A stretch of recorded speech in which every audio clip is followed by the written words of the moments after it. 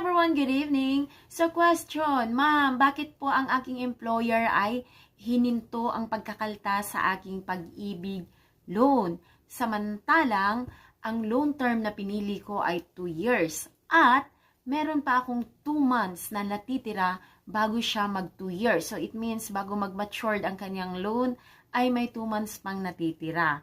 Bakit na-close ito ng bakit na-close ng kanyang employer, di ba? So, ganito po yan.